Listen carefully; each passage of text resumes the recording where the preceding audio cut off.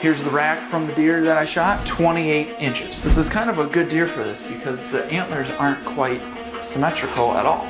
Your eyes stick out too far and it looks like your deer got kicked in the nuts. Taxidermy is Bondo and Bondo is taxidermy. Hopefully now you'll have some of the tools that took me years to acquire to mount your own critters. What is up, everybody? Welcome back. This is the moment that I think everybody has been waiting for. We're gonna glue this sucker. We're gonna put the skin on. We're gonna mount a deer. Everything's ready to go. So first step is I have some pins ready and I just kind of position them here and there. Now I use Mackenzie hide paste. This one has the Mount Medics stuff, so it keeps bugs from growing. Anyway, it seems to work. I've used this quite a bit. Holds the skin nice. So we're gonna just we're gonna get to gluing. Forgot to check one more thing. There we go. Get to gluing and get to mounting. I'm gonna set this up over here so I'm not reaching too far. Now be gentle around the eyes when you're putting the glue on. I try not to get it too close because I just don't want all of that glue. You don't need a lot. I don't want that glue going up anywhere near inside that eye because it's just, you can take it out with your finger later. It's just annoying. We're gonna avoid anything annoying tonight. So get it on there.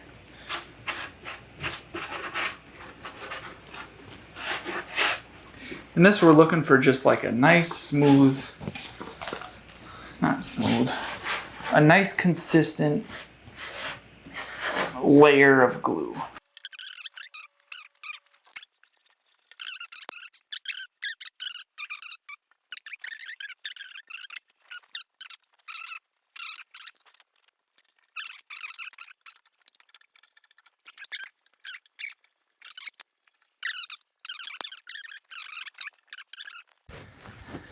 Okay. Now when you put the skin on, do your best to not get hair all full of glue. This is easier said than done, especially when you're doing this by yourself. But how I do this is I take it and I slide the face on. If I get hair all over, everyone will, not hair, but glue all over, everyone will laugh. That'll be fun. Okay. So I kind of get this like this, and then I take the back of this and I just kind of throw it up here. Pin it. Take this, kind of take some weight off of the hide, pin that, and then we'll come to this side. You know, and just doing the best not to put any pressure on that very time well spent eye work. Okay, and then good thing the camera can't see that. Now I have a huge hole in this deer, in the neck. So I have to be very cautious about how I pull it. I don't remember where it is, but you saw me sew it up. So I gotta be a little bit cautious on how I pull this sucker up. Okay. Now, once you get it on, let's just spin it upside down. Okay, there we go. Spinner. Now you can take your pins out. I just kind of get them ready. Because now I'm going to position the skin about 80% of where it goes. And then we'll do the rest of it later. Okay. Do a lot of skin positioning right now. Hopefully you guys will be able to see. Oh yeah, you can see it. Okay. So we'll start with the nose. That's here, lower lip here. Just kind of get that kind of set into place a little bit. Ear butts. well, I don't need that right now.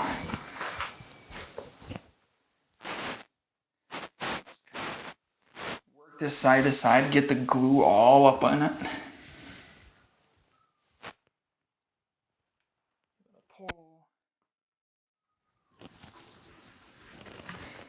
Oh yeah, we got plenty.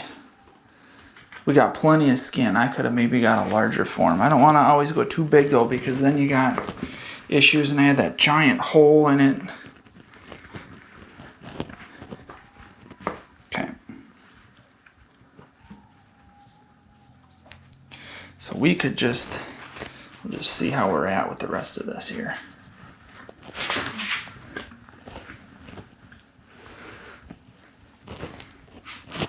Okay, we're gonna be fine on sewing this up. So pin the back, kind of behind the ears.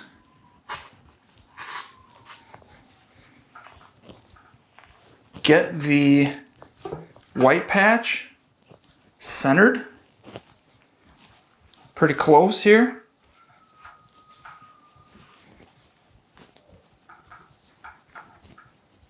Work out some of those air bubbles. Okay, white patch is pretty darn close. Put a pin right in the middle of that throat patch. That way it won't move when you're yanking on it. Next step here is I'm gonna lower this. You might not be able to see it. There we go. Okay, is get this back part of this into position here. The hair has a specific spot it goes. The hide goes in a certain spot. Everything has a certain place. You just need to put it in the right spot. This hair in the brisket meets here. Now there's a lot of air in here. You can work that out now. You could work it out later. I'm going to just work it out later.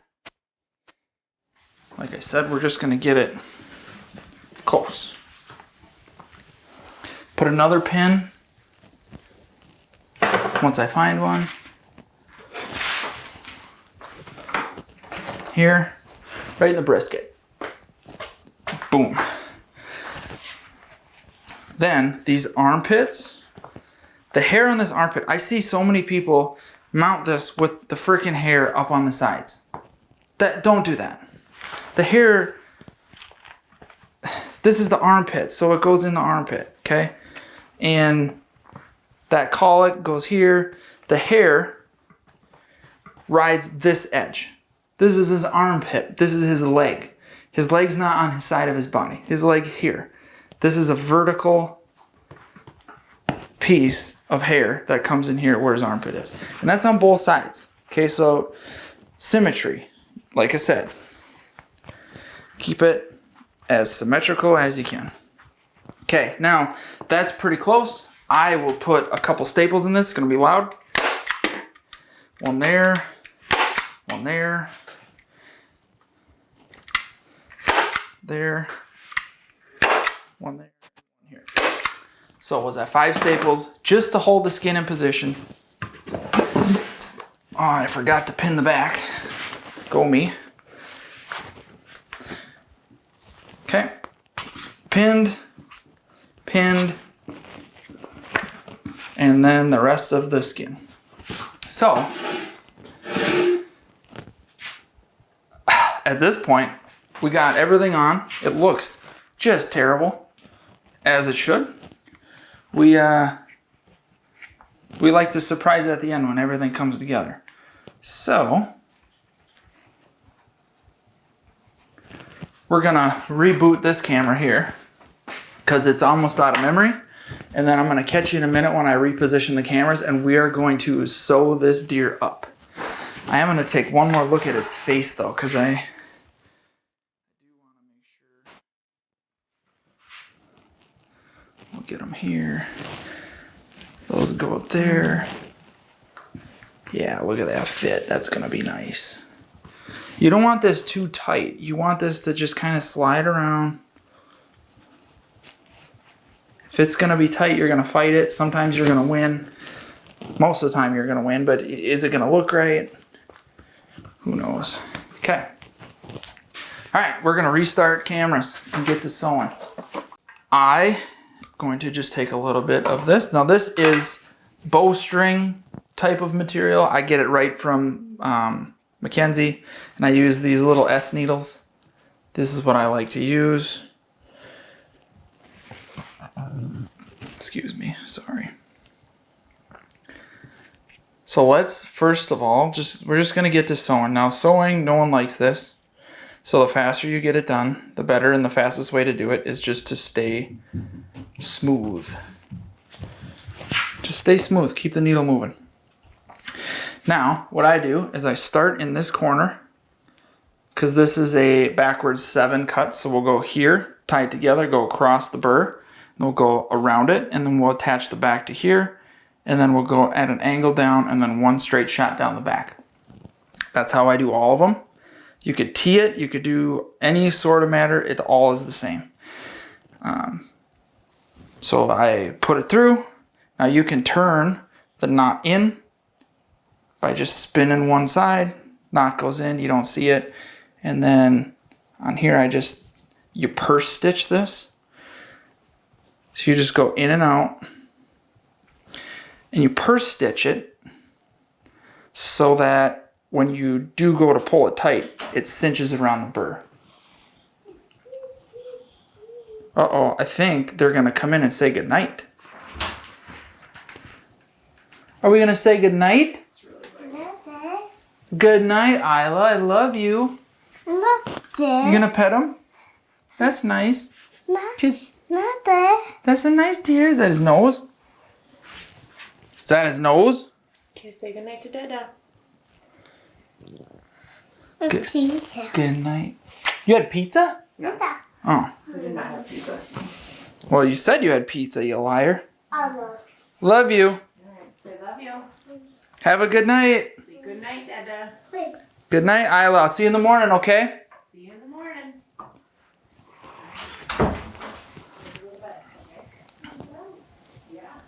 God, she's cute. Okay. So I go all the way around. I mean, it's not quite all the way around because it's a straight line, but it will go all the way around.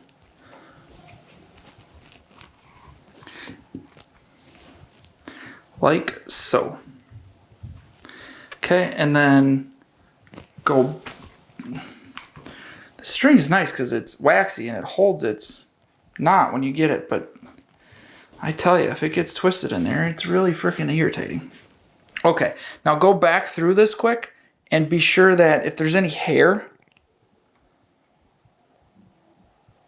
between your stitch and the edge, that you pull that hair out to hide up that stitch.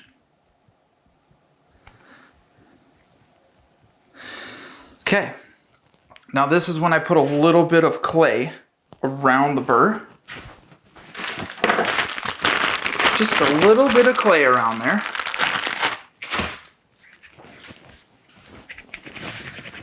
And you just kind of, every deer is different on this because of the gap.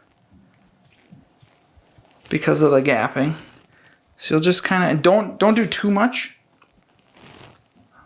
So in the front here, it's about yay much. And then the back of this pedicle sits up really high. So I'm actually using quite a bit of clay on the back side. Very large pedicle back there. Not large pedicle, there's just a big gap between where the ear butt is gonna go.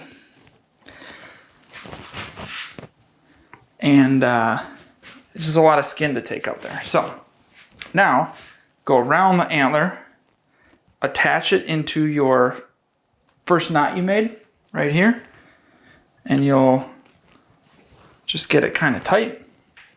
Now this skin slides right up into this burr. Now this burr hangs over quite a lot, so I'm gonna have to make sure that it's not hung up on any of these edges of the burr that sticks out, and that it's tucked completely in there. And you'll know you have the right spot when this hair, you'll see this little tuft of hair right here. It goes right at the bottom of this pedicle. Not up here, not in the back, right there. So, get her ready to tighten up. Once you get her close, now you can pull this through the knot, and that's really annoying. So, be a little gentle. Like I said, I gotta be sure that I get all the way under this burr, because it's got like little fingers that stick out. And I don't want it catching the edge and not sitting flush, because then when it dries, it's gonna open up and you're gonna see a terrible gap, and everyone's gonna make fun of me, and it's gonna look terrible. Okay. Just like that. Now that is looking good. Might be hard to see. Now I'm going to just go every probably 1/4 inch. Not quite a 1/2 inch. Maybe 3/8 of an inch. Of skin here. And go about 3 pieces of hair in. I gotta get this freaking tag end stuck. Okay. And then you just work your way across the pedicles, top of the skull plate, just work your way over.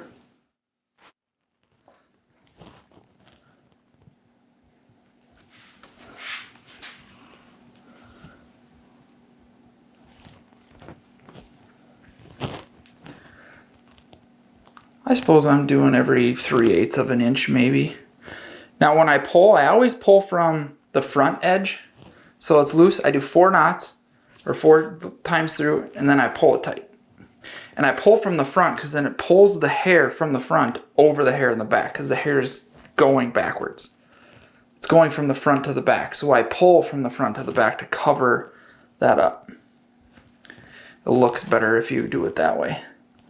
You can do it the other way, but I prefer the look covering your stitches rather than not covering your stitches. So don't do it the other way.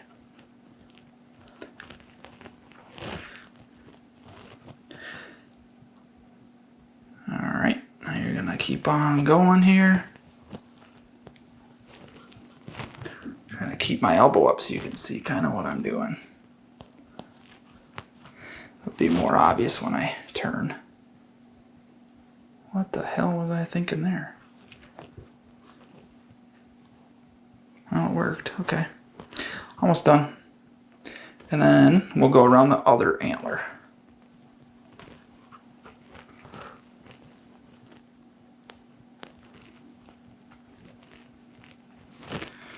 Okay.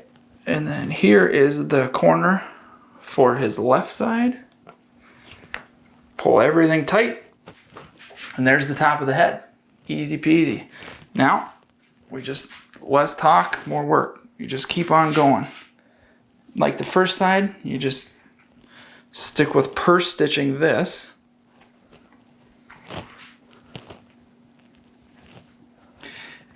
Also be mindful, you have an eye set under here, so you want to not booger that up.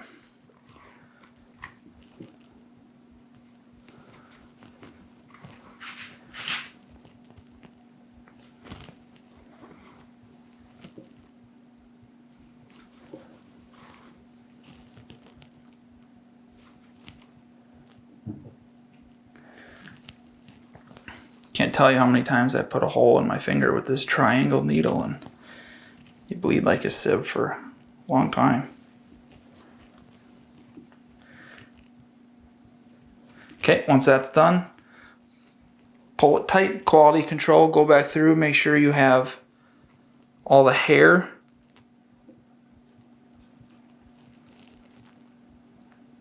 pulled out so you're not pinching that down. Okay, grab some more clay, same amount as before.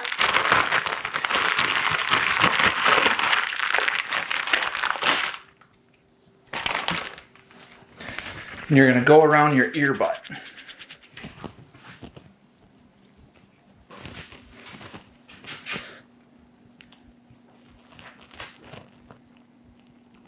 Sorry, and you're gonna go around the pedicle.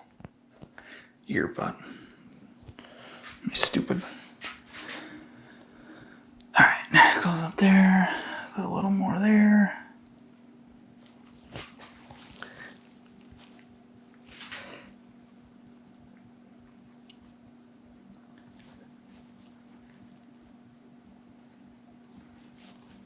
Now your ear butt is going to actually come up like right next to this. You're going to tuck some of this skin in. So you need clay. If you don't have clay here, you're doing it wrong. Okay, then come around, grab your, where you went into this top corner where the two corners meet. Make sure that when you stick your needle in here and you grab that skin, that you also grab that thread. Because then when you pull on that skin, you're also pulling on that thread, and it'll just help tighten everything up. Okay. Same thing. We'll just get this pushed in.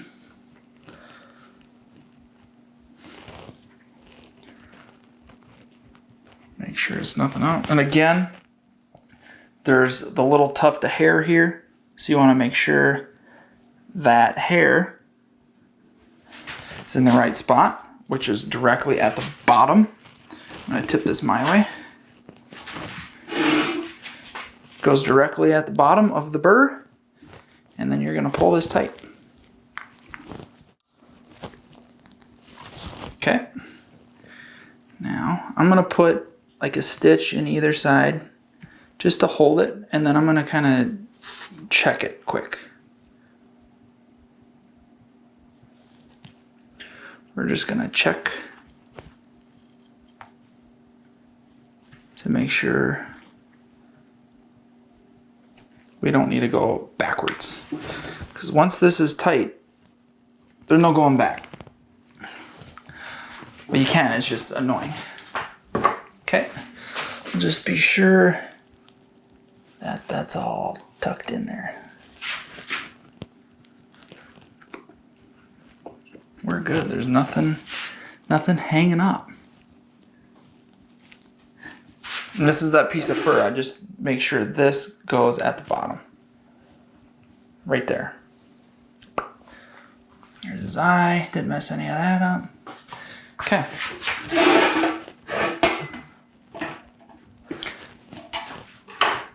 Now that we're here, I'm going to do a couple more stitches just to hold this in place. Then I'm going to get some new SD cards and batteries in the cameras, reposition them, and we will sew down the back of this deer. Okay, 4 more stitches. I do 4 stitches. 1, 2, 3, 4. Pull her tight. Okay. Where we left off is I had gone around here. Just keep right on going here. I'm going to do a couple more stitches, make sure we're tight. So 1, 2, 3, 4. Pull it tight. This is more like 3/8 of an inch. You know, and look for notches and anchors from side to side within the hide. You can kind of tell, you know, to make sure that you're going evenly down the back. It's like if maybe a notch, like a tag or tongue, sticks into something else. If you cut it straight, then you won't have anything like that, but okay. Now we'll just kind of go around the antlers here. Make sure we have an ample clay, not too much, but we have ample clay in here for when we go to do our positioning of everything. Oh yeah, that's feeling nice. And make sure your clay that you put in up here is, wet. You don't want hard clay. You want clay you can move around because it's got to squish into all the little crevices. Okay, and at this point you can take out the back 2 pins. I'm gonna put a little glue here. I'm gonna put a little glue with a popsicle stick up into the top of the head, just so that we get good movement there. And then also a big wad of it behind each ear butt here. Ear butt there. Why did that get really dark on that camera over there? Let me look at that. Glue on both sides. The camera just decided to change the f-stop on me like mid-go, all on its own. Okay, so we got glue behind the ears, between the ear butts and the form. Glue up on top. Now we'll do like every 6 inches or so. 4 to 6 inches on this neck portion until we get to about here. We'll put glue in, and then the rest of it I'll glue at the end. After we're sewed up, then we can get her done. Pull the hide back and glue it.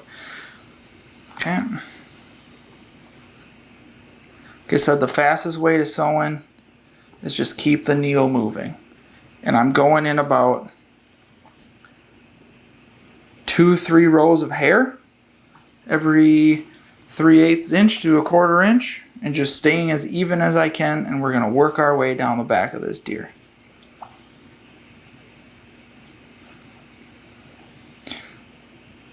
Okay, now I'm to the end of my thread and needle. Tie it tight. We're going to go around in our last loop. We're just going to go around once, pull that tight, do one more in there. We're going to lock in that knot, go once, twice around the same loop, pull it tight, boom. Cut that thread. You can just leave that so you know where it is, and you can fix it, hide it later. So now this is the thread I'll use for the rest of the deer. So it's longer than the piece I was using to go around the antlers. I do this because it's it's tight in there, so I don't want too long a thread. So we'll thread a new needle, because when the longer thread you got, the more arm pull you have to do. Okay. Got our knot.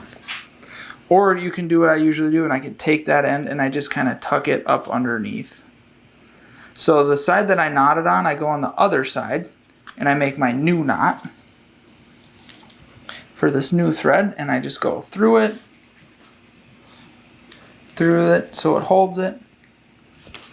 And like I was trying to demonstrate on the pedicles, once you pull it, you can spin it by pulling one side of your strand, and that'll spin the tag ends to the inside of the hide or the outside, so you can spin it back and forth until you get it in the right spot. I'm going to take those tag ends and stick them under my skin, and we're going to start sewing that up. So we're just going to do 1, 2. We're just going to do 2 right away just to hide those tag ends. I don't know if you can see that. Like it is hidden. They're gone. They will not come through the hide. Okay, so now we'll do 4.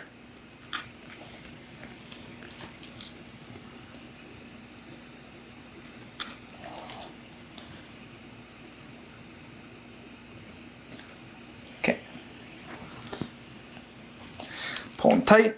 I'm going to push those pins down, otherwise they get hung up on the needle. I'm going to grab some more glue. Get that up in there. And then I'm going to tell you the bone I have to pick with the taxidermy world. Then I'll tell you how I killed this buck. Or you can just fast forward to when it's all sewed up and you don't have to watch any of that. Okay, maybe everyone's thinking, Why don't you tube that deer? The biggest complaint that we got from people, or why they left their other taxidermists, was I shot this big giant buck and it looks like the hide came off of a doe. When you tube a deer, we've tried it. I've tried it. When you go to actually tan that skin, you can't get the size and stretch back out of that leather. You just can't. And it's a physics thing. You can't grab a hold of it when it's completely cut open, butterflied like this one, with both hands and really crank on it and put it on the fleshing wheel and really flesh it thin. You can't do it justice. You just can't. Now, you shoot some of them little pencil neck turds in Texas, sure. You know, they weigh 130 pounds, soaking wet. And that's okay because they look little when you shoot them and they just look little. A deer like this, you know, with I mean, I'm getting to sewing now. I mean, it's like a 29, 30-inch neck, 8-inch face. It's well over 300 pounds. Just do it right and cut it wide open. It literally takes you an extra 25 minutes of sewing. This one take a little more because it's just longer than most. Just do it right. Just cut it so you can get the stretch out of it. If you want a little and you want to save yourself 15 minutes, 20 minutes, whatever, do that.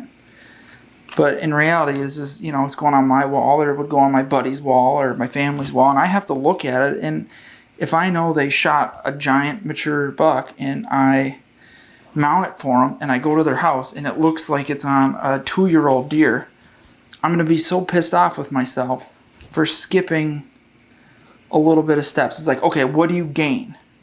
You gain no sew marks down the back of the neck. Well, if you sew it the correct way and take your time with it like I'm doing, but just keep the needle moving, you don't see any of that.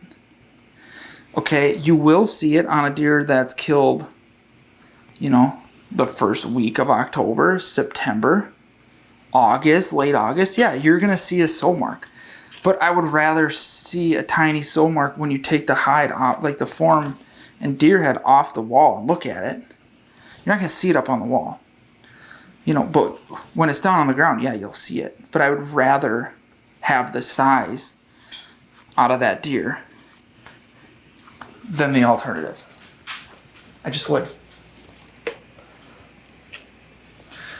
Okay. It's probably the last thing of glue I'm going to put in this. And then when we get to the end, I'll reach up in there and I will glue it up.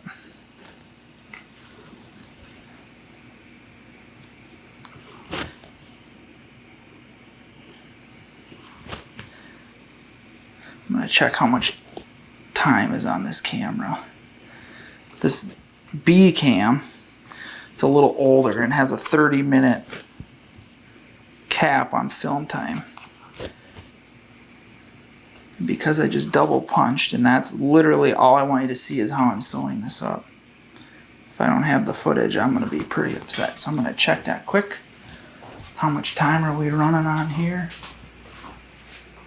Oh, 8 minutes. Shit.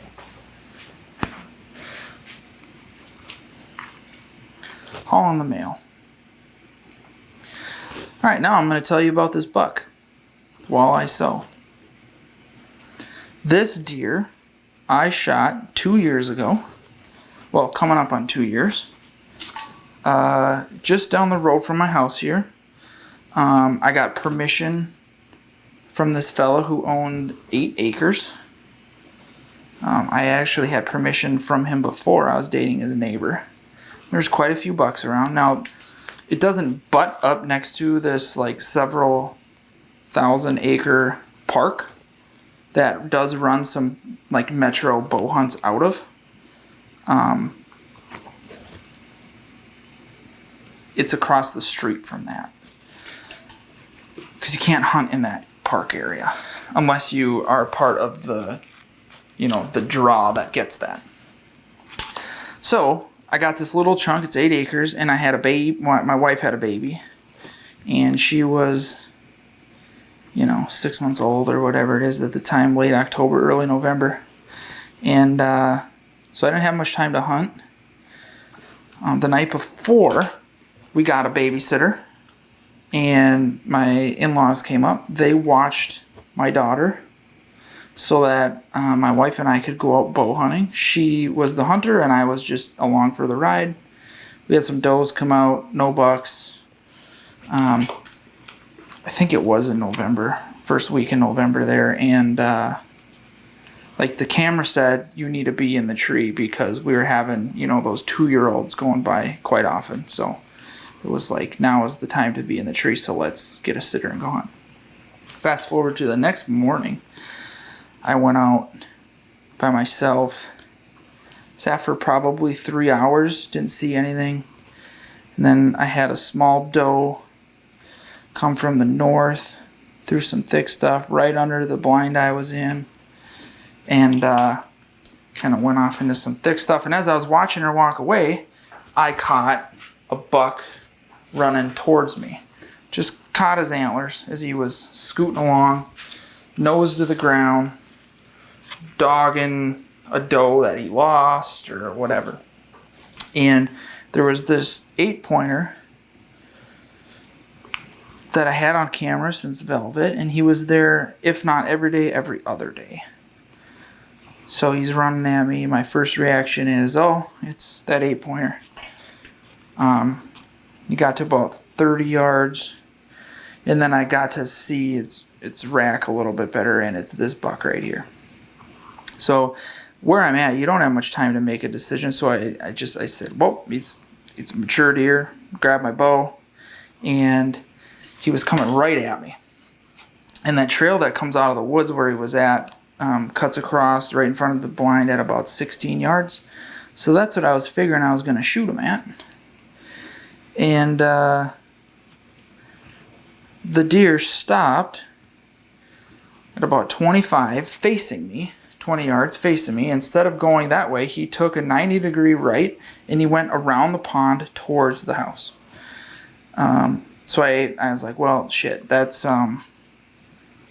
over there is almost 50 yards. It's just kind of far.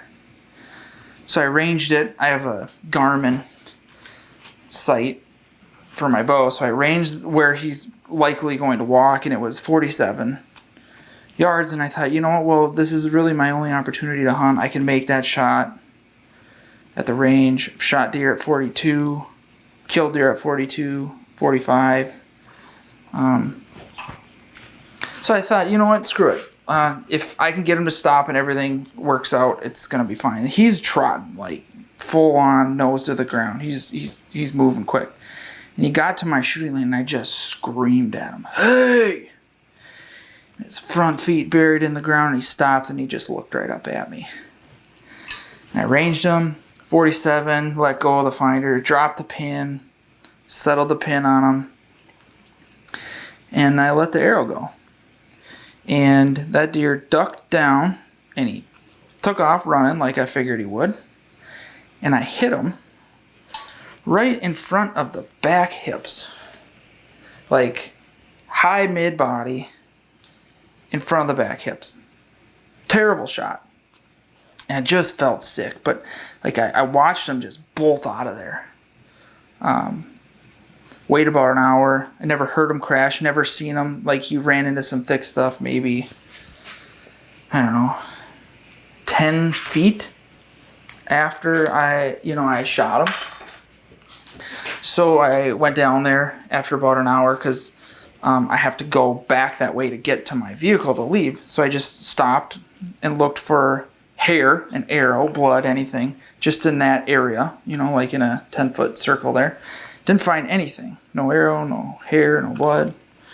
I went home. Went back at night. So I shot him in the morning, like 9:30. Went back at night in the dark because I have a nocturnal knock on. Just think, hey, I'll find my arrow. I get more knowledge of what's going on. I left him overnight because I hit him high and back. Never did find my arrow. Then I went back in the morning. Started where I hit him. And I took there's one main trail where I thought he ran off into the tall CRP grass. And there was no blood, no hair, no arrow that way. Checked the second trail, no blood, no arrow that way. Checked hair and arrow. Checked the third trail, nothing. And I thought, well, maybe he ran towards me, which it didn't look like he did, and he went through the brush and then popped out in that CRP and went that way. And I walked that for about 20 yards, popped out into the grass, and found my first spot of blood. And it wasn't just like a little bit of blood. It was like someone took a 5-gallon bucket and just dumped it.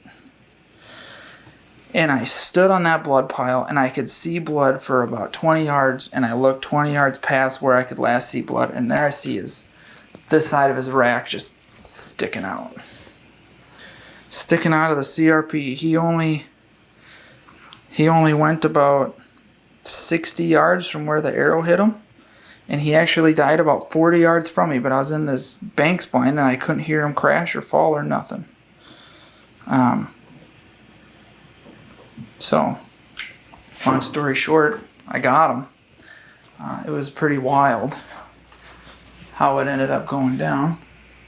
Okay, we're at 16 minutes. I think actually it stops at 25 or something, so we're just going to keep going because we're going to finish this. So yeah, I shot the deer, found him, had to drag him up, up the hill to my truck. Almost by myself. I did have help from the guy who taught me how to do taxidermy. He came out and helped me a little bit. It's just hard to get an animal like that into the bed of your pickup by yourself. It's pretty fortunate. I did the autopsy later, and I hit the femoral artery right under his spine, right in front of his back hips, right where I thought I hit him. And just got lucky and hit that artery, and he did not go far. It was cold out. The meat was perfect. It was amazing. It was a school day. Now, I have been fortunate enough to shoot a handful of nice bucks. This one being the largest I've killed in Minnesota. But I've killed some really nice ones hunting with my buddy in North Dakota. This deer does measure. I score all of them, not that I care. I just so I have like a base value of what they look like. So I'm judging critters as they're running towards me or around me, and I want to kill them or not. This one scores 123. He'd fall apart if you did a net score because his one side is so poor compared to his other side. If both sides matched, he would almost be 140. He'd be like a 138. So, it's a nice buck. And I decided to mount him because why not? I'll have to show you. I got a handful of mounts on the wall, but he's just so big too. I just wanted to do something with him because he's just an absolute brute of a deer. We guessed him at I don't know, what do we think he was at the time? It's been so long. For sure 4, probably 5. It's just a large animal.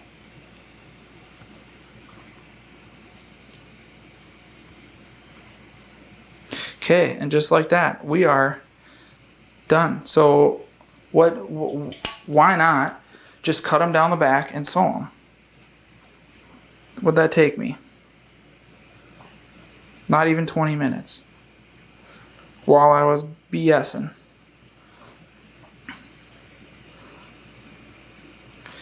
And filming, and checking focus, and doing everything else. Okay. Cut it. And let's take a look at those stitches, yeah? So you can see what all were... Look at those nice stitches. I don't know if you can see them. Anyway, I'm actually going to turn the camera off and I'll show you those. And then I'm going to get some glue in there. Now, like I said, I'm going to pull this part of the hide forward and I can get glue up under the skin there so I can slide it around while I set it into place. We'll just grab some glue, save some for the nose and the face. Yep, we just got a little bit in there for that. So I just kind of pull this up, reach up in there, and just get glue on it. We want it moving. Cool. Got a little on my arm.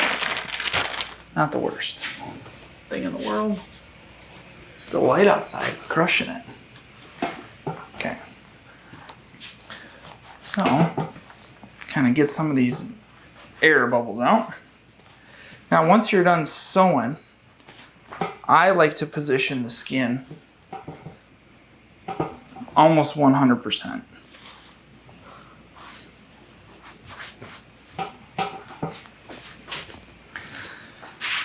So here, we'll pull this hair up into, pull this hair, or the hide, up over my ear butt so that I can get my ear butt to sit flat on the form. Like so.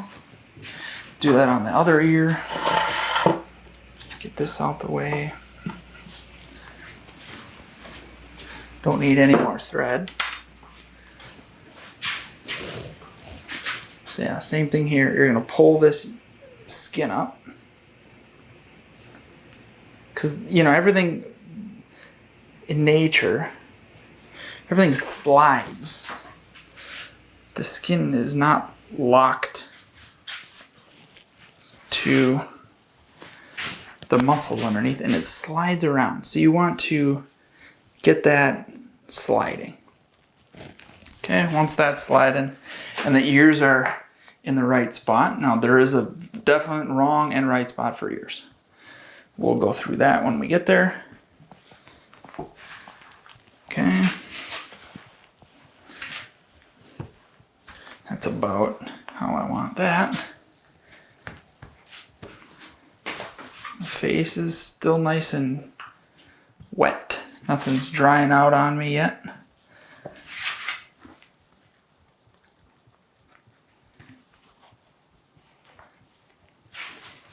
Get the skin pulled on. There was quite a lot back there.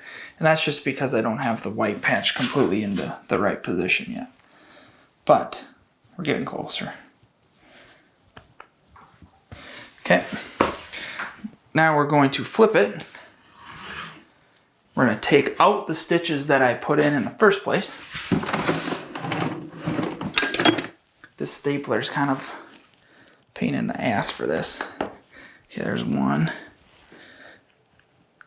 I pull these out so I can put the skin where it's supposed to go.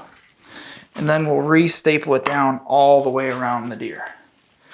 And then we'll cut off all the extra hide. Cut off extra. Oh, I broke it. Okay, we're done. Get the stapler ready. Probably need more. Need a hammer, but we'll get there. Okay, pull these pins. And I'll come down here. Like I said, I'm kind of broken, so I'm gonna just come down here. Got my bum back. So this ear is pretty loose. So I'm gonna pin it. I'm just gonna pin both ears into position. Because I kind of got some flappy skin here. I don't want to be fighting that air bubble the whole time. So we're just gonna get it close. Okay. That ear is pretty close. We're just gonna pin it. And it's only while it's upside down. because gravity is wanting to pull it, and it's causing some problems. This deer on this side isn't doing it. But we'll just pin it down too. Okay. I'll just set that in there for now. All right.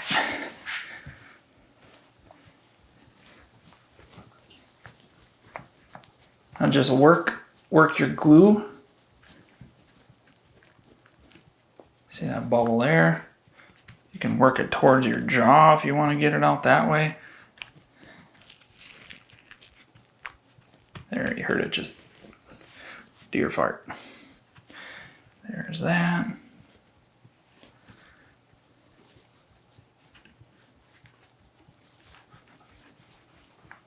Work the glue down into the brisket is how I start.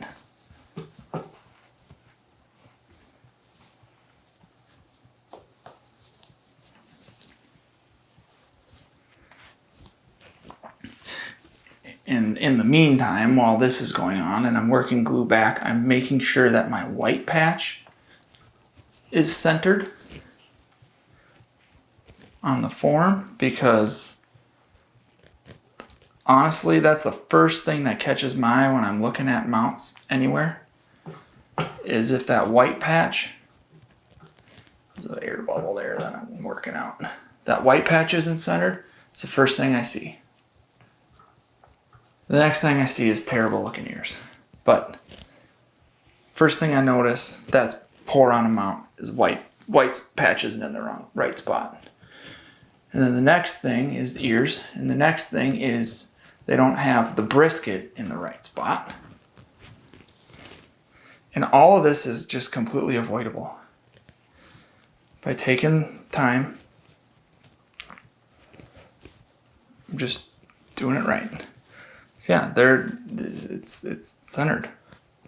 Now if it's missing hair like it is here, right here, like I look in here, boom, there's a cut. So this deer took, like that's just natural. The deer took a tine to the neck, which is why also there's this huge sew mark on that side. He was a fighter, and he's got scars, so nothing you can do about that. Part of the whole deal. Okay, we got rid of those bubbles. Now let's put our pin back in to not move our white patch, now that that's in the right spot. And we'll work our clay down the back. Or not clay, sorry. Work our glue down the back.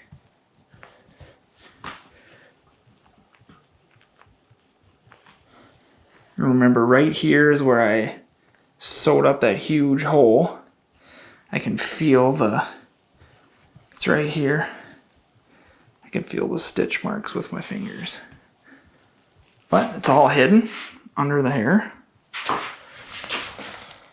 Get those bubbles out. Get that centered. Get that centered.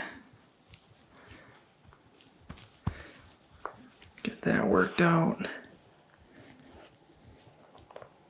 I don't know if you can hear the bubbles and the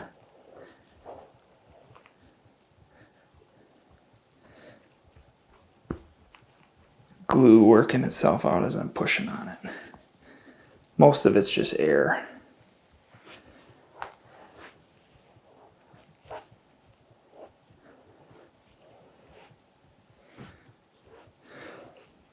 Now, generally speaking, the hair falls down, like towards the brisket, not straight back per se. And it's on purpose. When it rains on the animal, it's so that it drains off of them. You'll know if the hair and skin isn't in the right position, because the hair will just sit funky and it'll get mounted like that. And then you'll leave it, Or you'll give it to your buddy or whatever, what have you, and then everyone's going to make fun of them for it behind their back. And never tell you that you messed it up. They'll just talk about you. So don't do that. Unless you got a real friend who will just tell you straight up, hey, your mount sucks. Okay.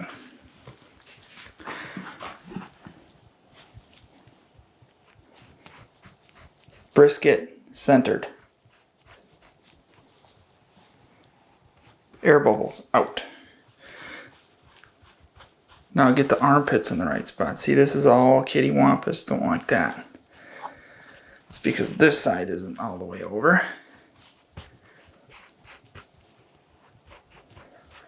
Okay. Put a pin in there. Keep it from spinning. Wow. Thick. Now remember I talked earlier, like if you prep the form the right way and you buy yourself nice glue, it's not going to go anywhere. So you don't need to pin it all over the place. I just don't get that. It's not going to move. Okay.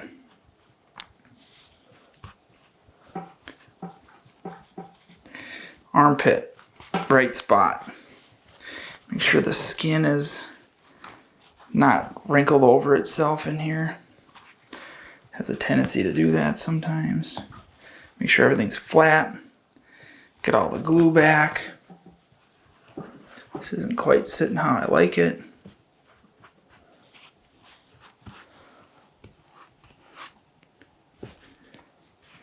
Okay, remember what I said. This hair is vertical. Okay? Because it goes down. Doesn't go up on the shoulders.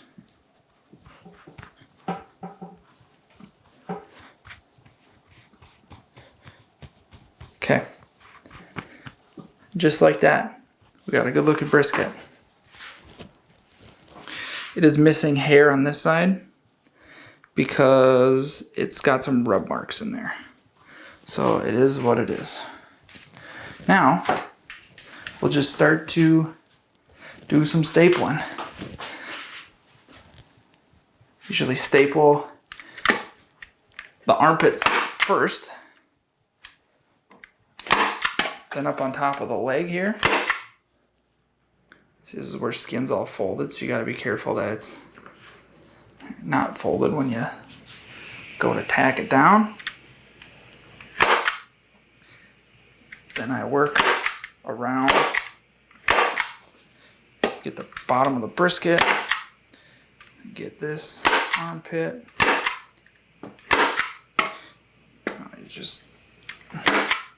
And I almost go to where the staples are touching, and I just overdo it.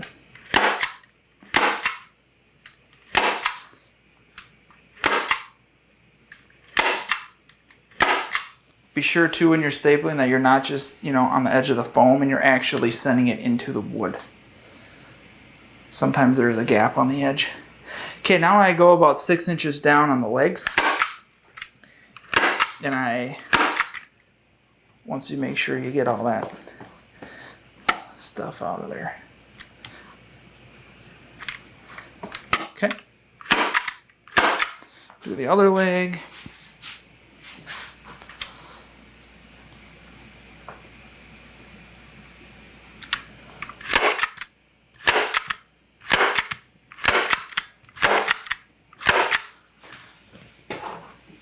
Now we'll spin it back over.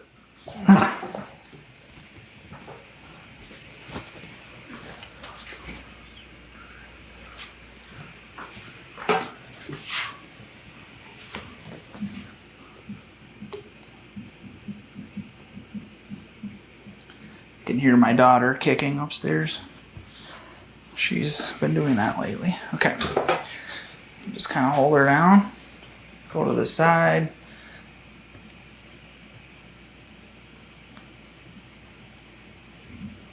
Work all your glue and air towards the back.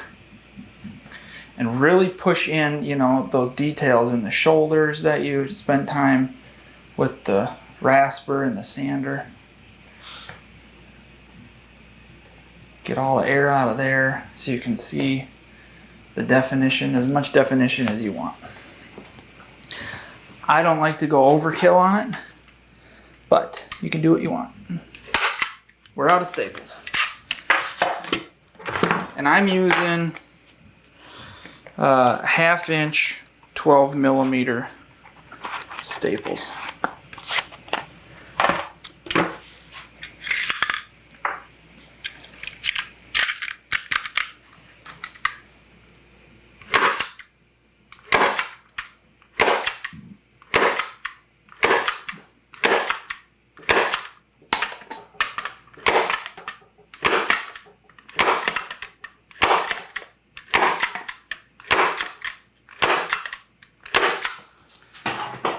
Now I turn it this way.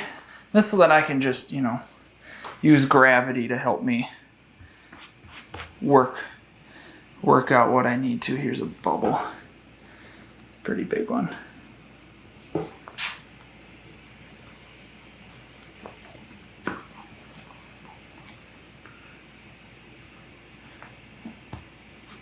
Have that damn Luke Bryan song stuck in my head. Love you, miss you, mean it. Okay, I got that on.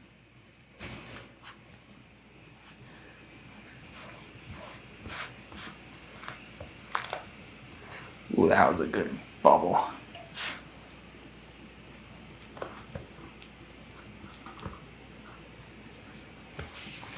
Okay. I can't get a stapler in there. There we go.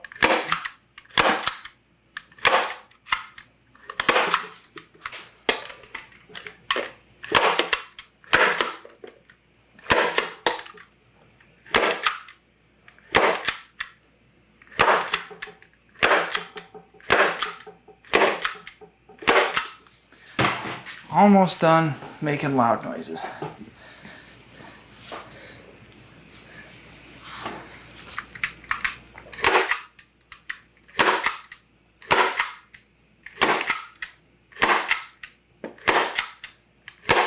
Okay, all done with the stapler. Now I take my knife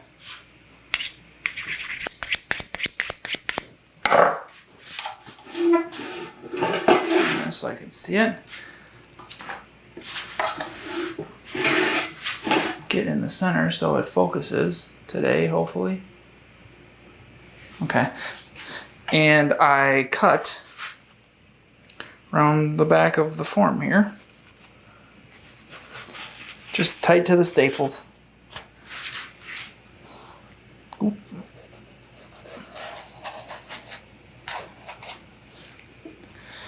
This stuff, you want to give it to someone who ties flies, throw it in the garbage, save it for, I don't know, who knows what.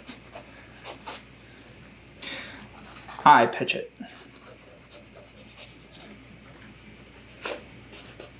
Okay.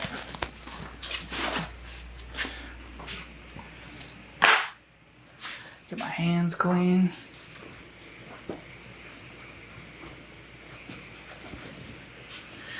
Now, I take a tool and I go around and I pull all the hair from underneath each staple that I staple down.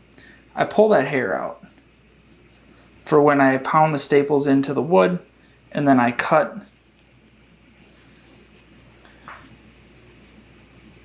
the hair accordingly so that when it's sitting on the wall, the hair from the brisket to the top of the deer will sit flush to the sheetrock or whatever it's sitting on.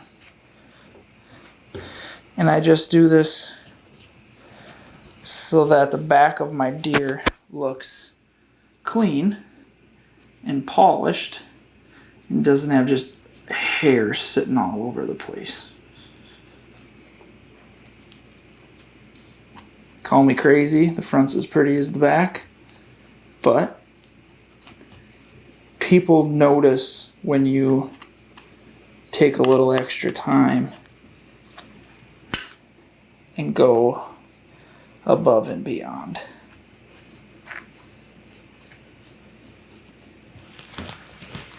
I take the most expensive scissors I'll ever buy. It's Fisker's sucker for fabric cutting. And I go around and I cut all the extra hair off. Cut all the extra hair off on the inside.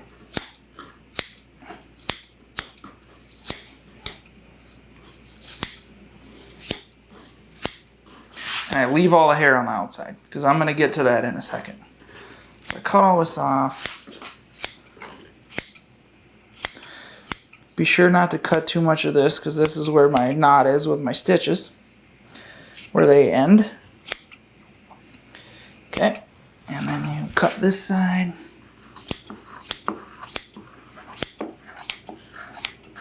This stuff's not rocket science. I don't know if I need to show all this, but this is how I do it. Okay. Now I take a hammer. Try not to wake up my kid. And I hammer these suckers in there.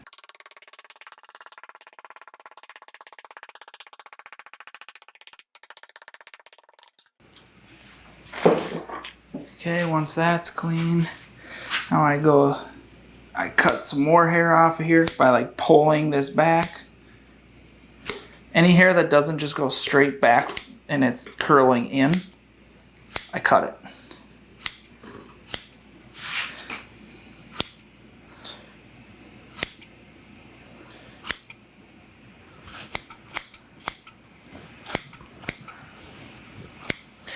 Turn it so I don't screw this up.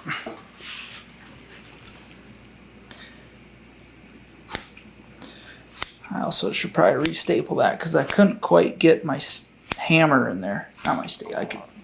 Couldn't quite get my hammer to get those down. I'm gonna do that quick.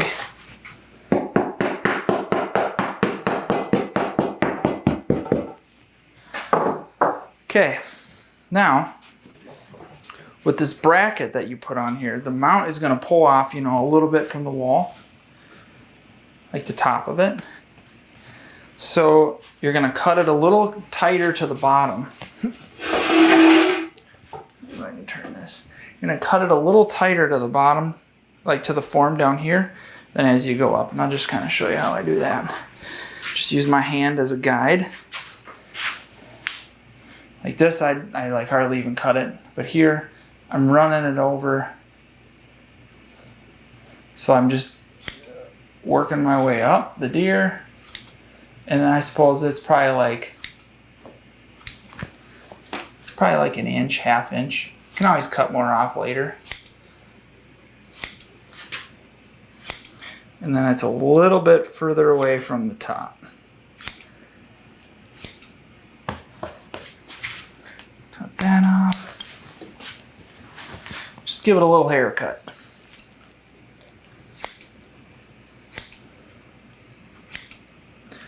This is so it sits flush. Make it look nice. Like there's like a little gap.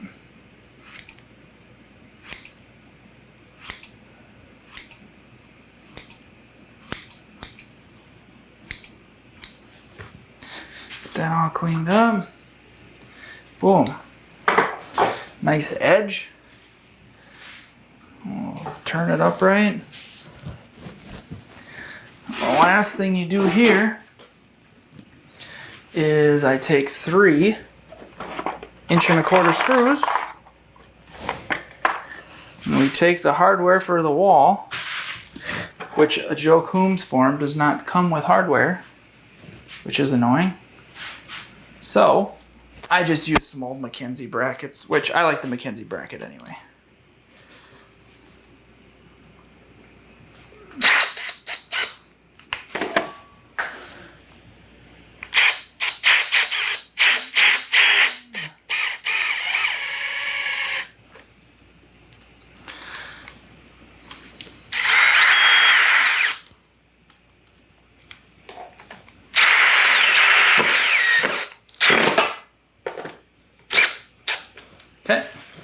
And then I'm going to cut this little piece off that you see here. Gone. Now it's clean, fresh, looking good. And I'll clean up my hair and my workspace. And then we'll get to the last part of this video before... get to the last part of this video before we just need to let it dry. And that is putting a face on them and setting the ears in the right position. So, thanks for tuning in for that. That was a haul. It's a lot. Now we get to put a face on this guy and bring it back to life, which is my favorite part. Stay tuned for that.